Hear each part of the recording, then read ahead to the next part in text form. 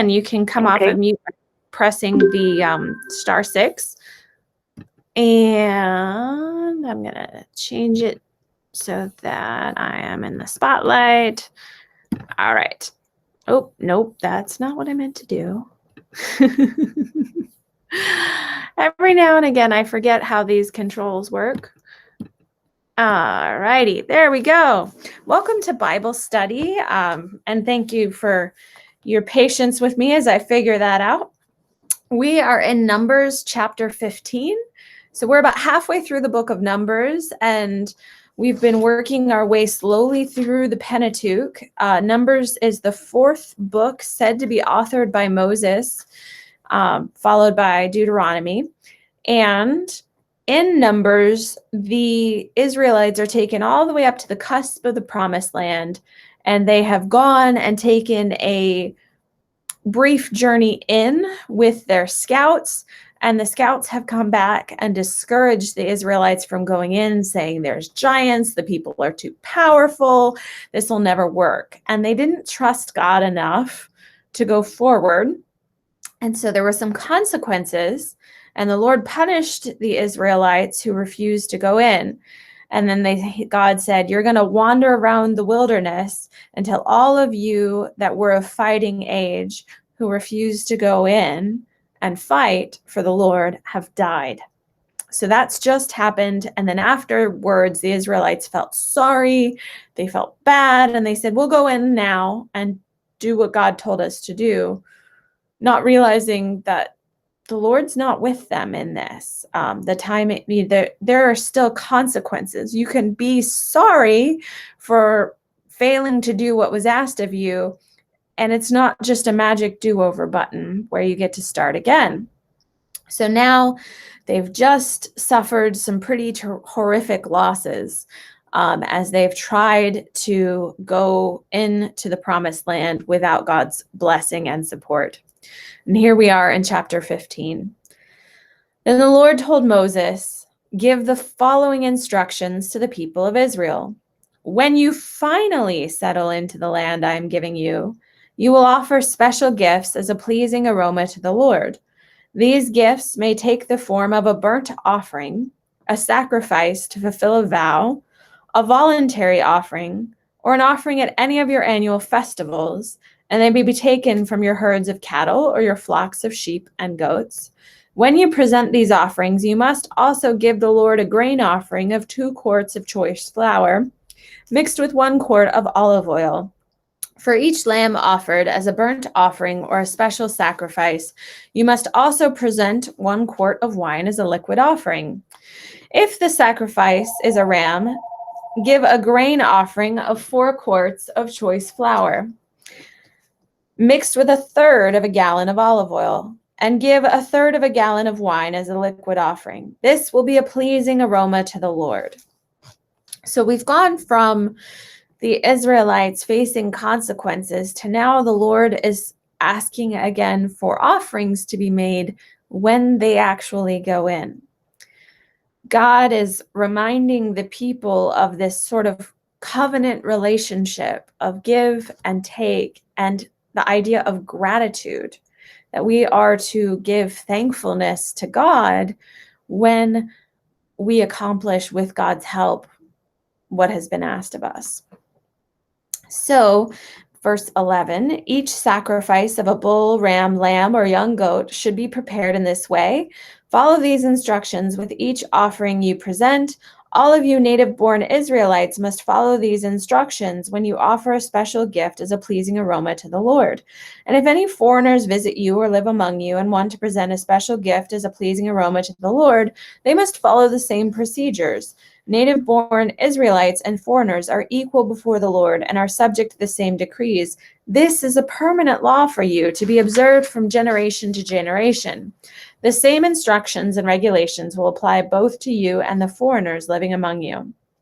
Then the Lord said to Moses, give the following instructions to the people of Israel. When you arrive in the land I am taking you, and you eat of the crops that grow there, you must set aside as a sacred offering to the Lord Present a cake from the first flour you grind and set it aside as a sacred offering, as you do with the first grain from the threshing floor. Throughout the generations to come, you are to present a sacred offering to the Lord each year from the first of your ground flour. So God is reminding them, you will go into this land, and when you do, you are expected to receive abundant crops and more than you will need. And because you need to trust that it will be more than you need, the very first bit that you get is to be given to God. Too often, what we as Christians and modern day followers of God do is we wait for all the amount to come in. We wait to see everything that has come in, and then we commit to, okay, I'll give this much to God. Or quite often along the way, we take a few bites out of it because we need things, we need support, we need to do this, that, or the other thing. And then we give the remainder, the leftovers. We give off of what we have left to God. And God is saying that's backwards. You're to give to me first, trusting that there will be plenty. So what happens when you don't do this? God says in verse 22, but suppose you unintentionally fail to carry out these commands that the Lord has given you through Moses. And suppose your descendants in the future fail to do everything the Lord has commanded you through Moses. If the mistake was made unintentionally and the community was unaware of it, the whole community must present a young bull for a burnt offering as a pleasing aroma to the Lord. It must be offered along with the prescribed grain offering and liquid offering, and with one male goat for a sin offering. So here God says that this is sin even when it's unintentional. Even if you've forgotten or omitted to do what was right, it's still sin. And there is an atonement to be made. I think we get into trouble when we seek forgiveness or we seek to move forward past a mistake or a misdoing without really taking account of the wrong that was made. And God says there are no shortcuts in this. You must make a sin offering. With it, verse 25, the priest will purify the whole community of Israel, making them right with the Lord, and they will be forgiven. For it was an unintentional sin, and they have corrected it with their offerings to the Lord, the special gift and the sin offering. The whole community of Israel will be forgiven, including the foreigners living among you, for all the people were involved in the sin. So again, we in modern times tend to think of sin as a very individual thing, a thing of, oh, I didn't do what I should have done, or I did what I shouldn't have. And in the Old Testament, we hear that sin is at a communal level, that the community itself is held responsible for not keeping the teachings. And it makes sense. If you are doing your job as elders and priests and deacons and all of those pieces and parcels of teaching people what to do and what not to do, then they won't forget. And so the idea that this forgetting is a community response and has to be dealt with on a community level. Then verse 30. But contrast this with what happens in verse 30.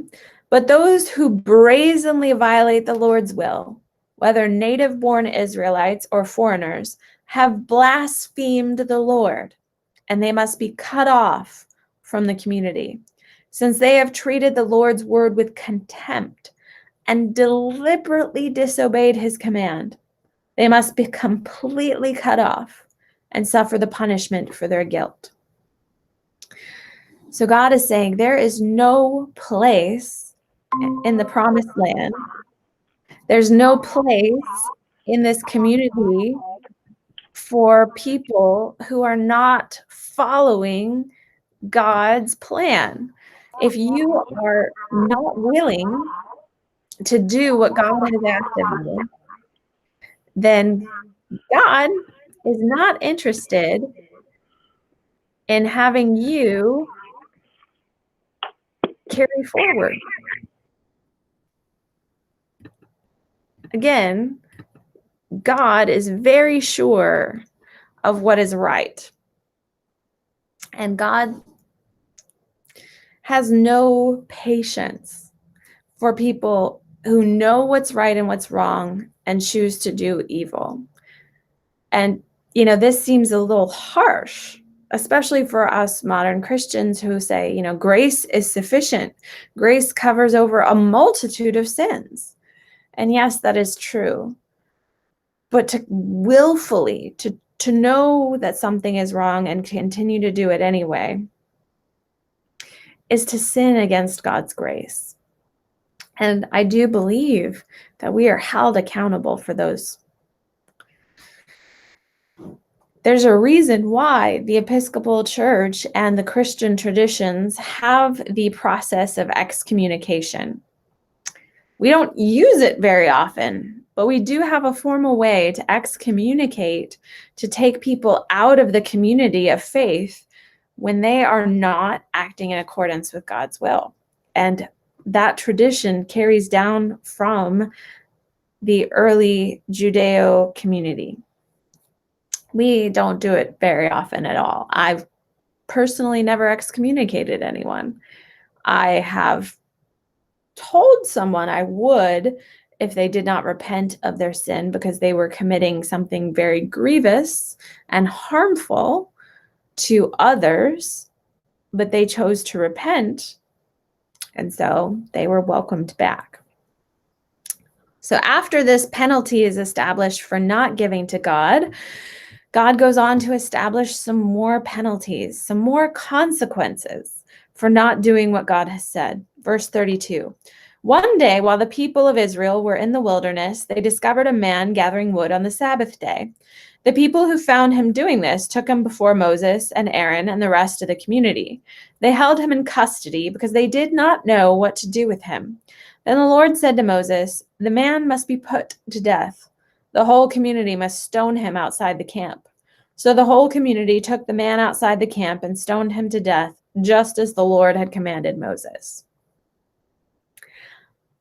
Imagine if we took having a day off this seriously. God has created these boundaries for the Jews to follow, for the Israelites to keep, and they've already been unwilling to keep them and follow and trust in God.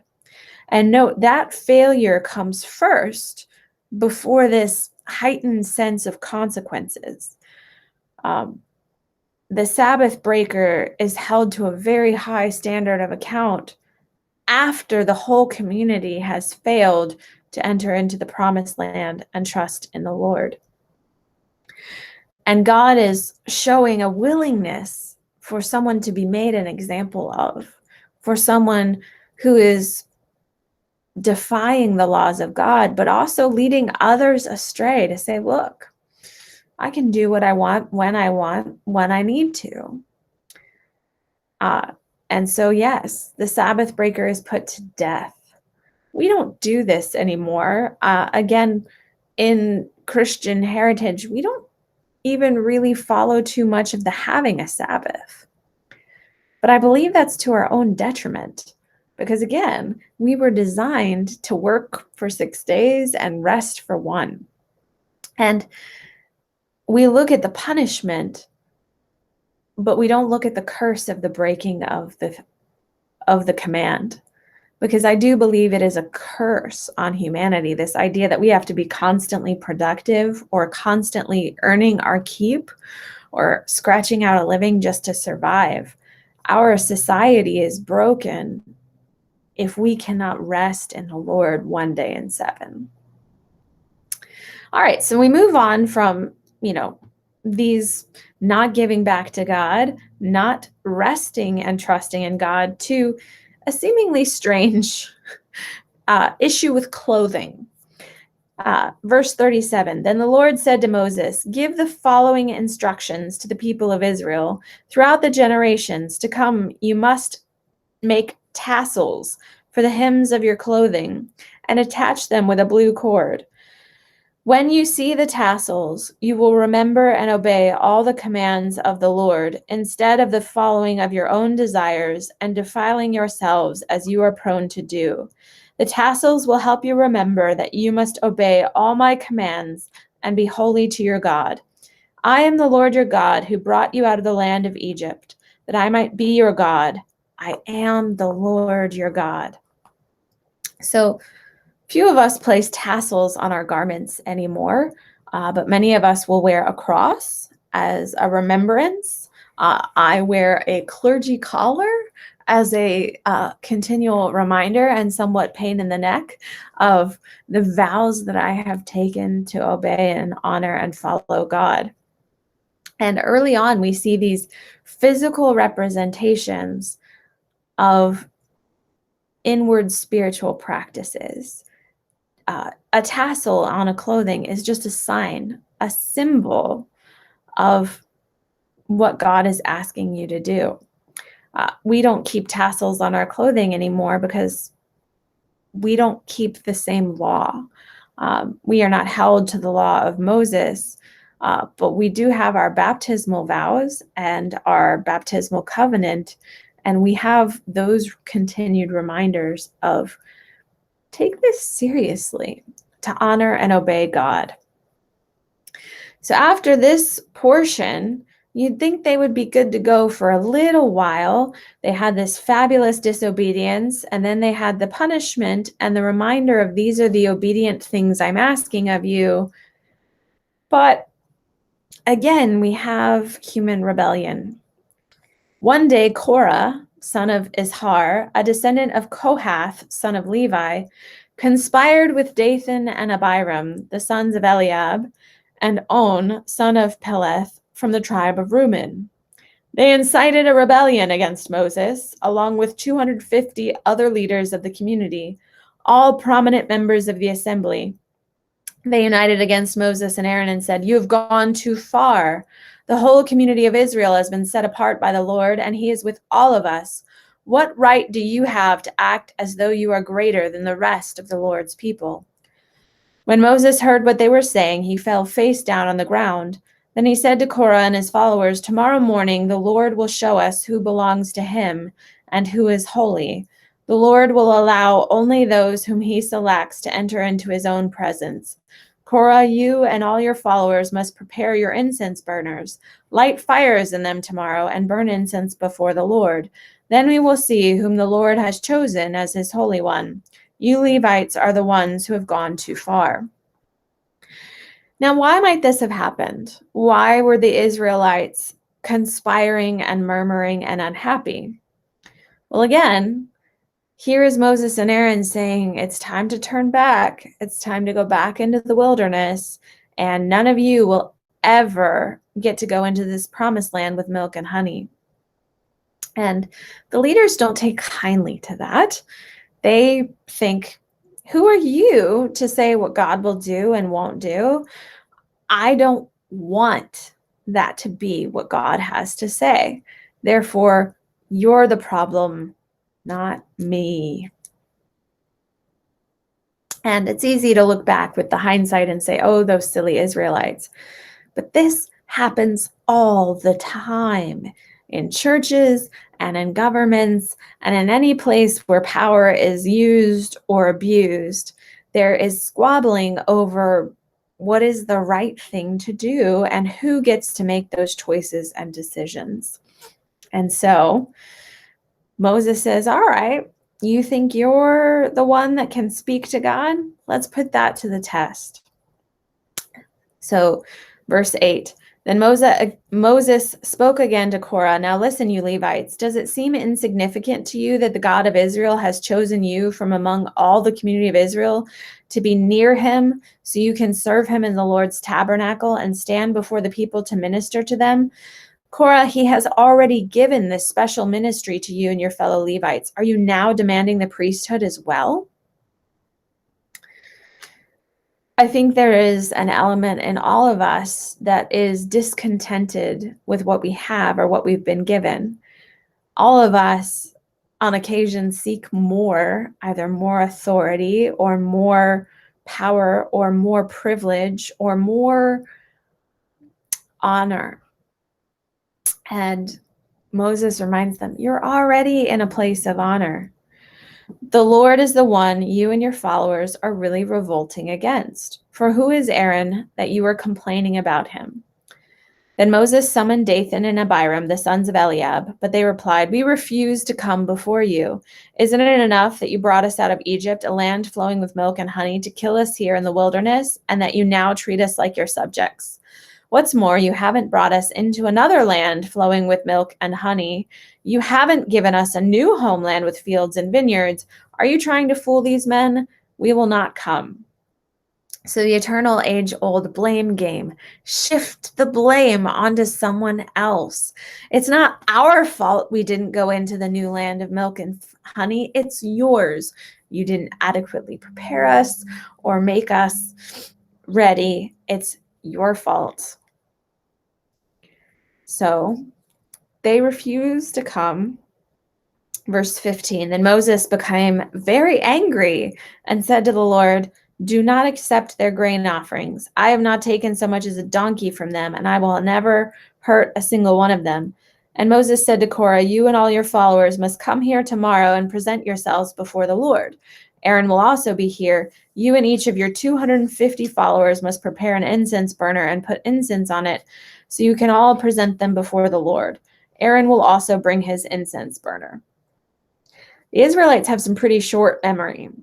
Maybe you've forgotten as well, but way on back when the tabernacle was getting started and when the first regulations had come down and Moses had given the instructions to Aaron of how to burn incense and become priests, and two of Aaron's sons decided to do it in their very own special way with their incense burners and were struck down by the Lord. It's already happened once.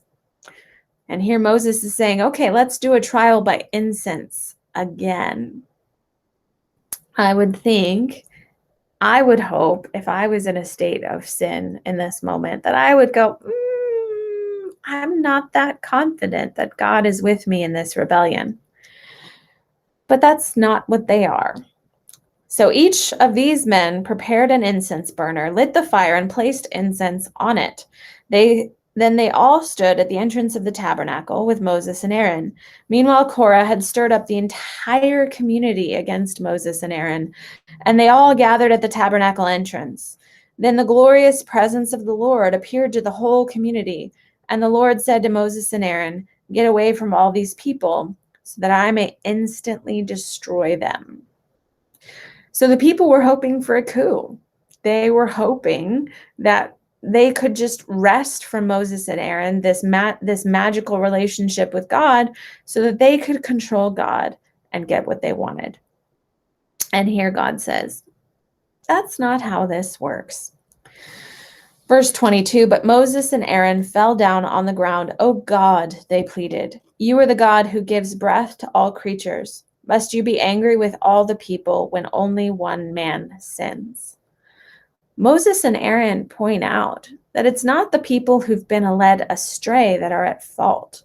It was Korah and his conspiring and whispering and starting this conspiracy campaign that led them all to this point of rebellion. This is part of why, as a leader in the church, I pray over my responsibilities when I preach and I teach, that I don't lead people astray, because if I lead you astray, it's not your fault. It's mine. And God doesn't take kindly to that. Verse 23, and the Lord said to Moses, then tell all the people to get away from the tents of Korah, Dathan, and Abiram. So Moses got up and rushed over to the tents of Dathan and Abiram, followed by the elders of Israel. Quick, he told the people. Get away. Get away from the tents of these wicked men and don't touch anything that belongs to them. If you do, you will be destroyed for their sins. So all the people stood back from the tents of Korah, Dathan, and Abiram. Then Dathan and Abiram came out and stood at the entrances of their tents, together with their wives and children and little ones. And Moses said, "This is how you will know that the Lord has sent me to do all these things that I have done. For I have not done them on my own. If these men die a natural death, or if nothing unusual happens, then the Lord has not sent me. But if the Lord does something entirely new, and the ground opens its mouth and swallows them and all their belongings, and they go down alive into the grave, you will know that these men have shown contempt for the Lord." He had hardly finished speaking the words when the ground suddenly split open beneath them. The earth opened its mouth and swallowed the men, along with their households and all their followers who were standing with them, and everything they owned. So they went down alive into the grave along with all their belongings, and the earth closed over them, and they all vanished from among the people of Israel. All the people around them then fled when they heard their screams.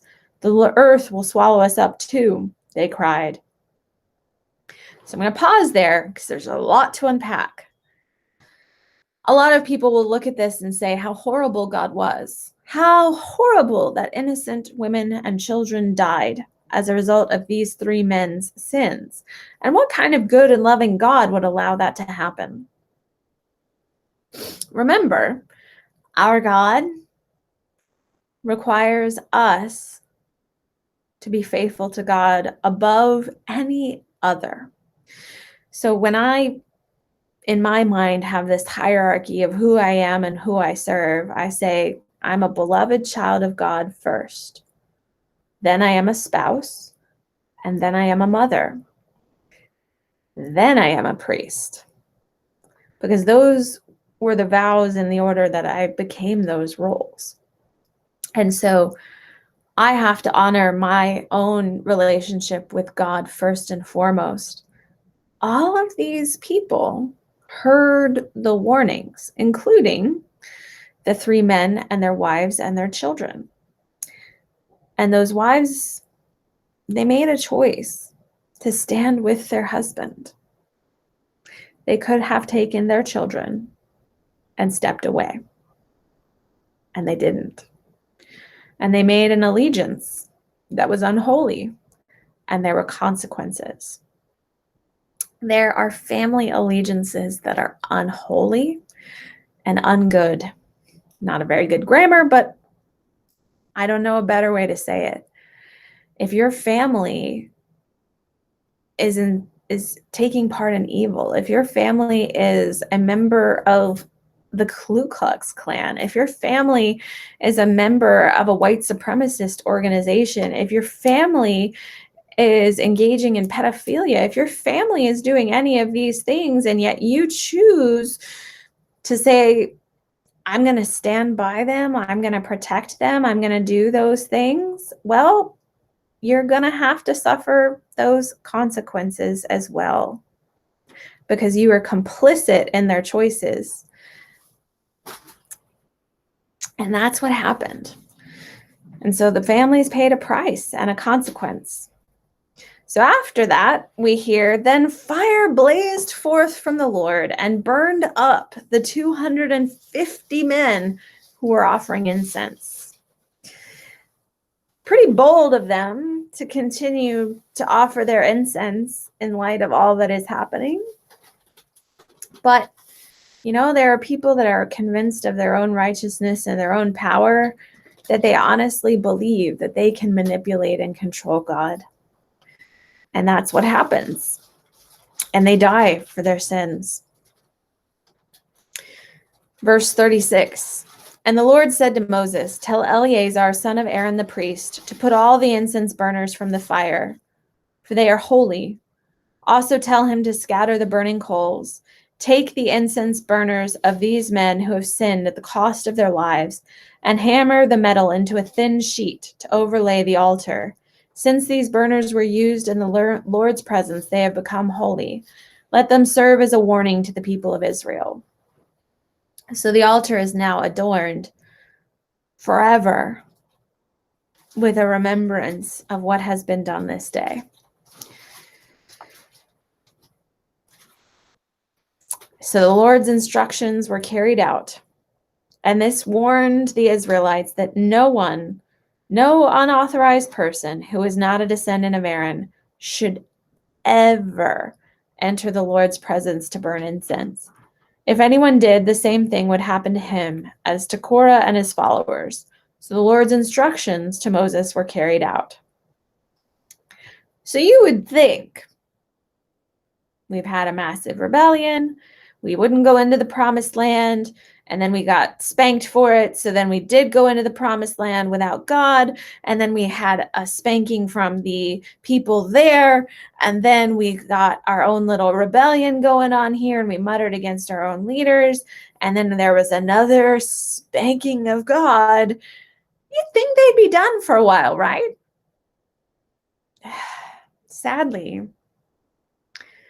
rebellions are not put down that easily, and people's sinfulness really, really, really wants to manifest the blame on anybody other than themselves. I mean, think about it. When you got in trouble as a kid, didn't you want to blame your brother, your sister, anybody else? You never wanted to take responsibility for it, right? And even as an adult, when we make poor choices, we want to blame our coworkers at work, or we want to blame something that's somehow not our fault. So what happens next? The very next morning, the whole community of Israel began muttering against Moses and Aaron, saying, "You have killed the Lord's people." Really? They did it. As the community gathered to protest against Moses and Aaron, they turned toward the tabernacle and saw that the cloud had covered it, and the glorious presence of the Lord appeared. Moses and Aaron came and stood in front of the tabernacle, and the Lord said to Moses, "Get away from all these people, so I can instantly destroy them." But Moses and Aaron fell face down on the ground. And Moses said to Aaron, "Quick, take an incense burner and place burning coals on it from the altar. Lay incense on it and carry it out among the people to purify them and make them right with the Lord. The Lord's anger is blazing against them. The plague has already begun." Priests are set apart to intercede on the people's behalf to God. That is a role that carries forward into today. We are to be people who intercede on your behalf with God. Sometimes it's for good and lovely, holy things. Sometimes it's because extreme bad things have happened. But regardless, a priest's role is always to love their people more than they love themselves. Aaron did as Moses told him and ran out among the people. The plague had already begun to strike down the people, but Aaron burned the incense and purified the people. He stood between the dead and the living, and the plague stopped.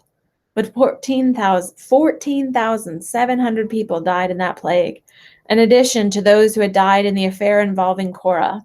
Then, because the plague had stopped, Aaron returned to Moses at the entrance of the tabernacle. So we're going to leave off there today with plague ending. May that be a sign for us as well, that this coronavirus plague would end.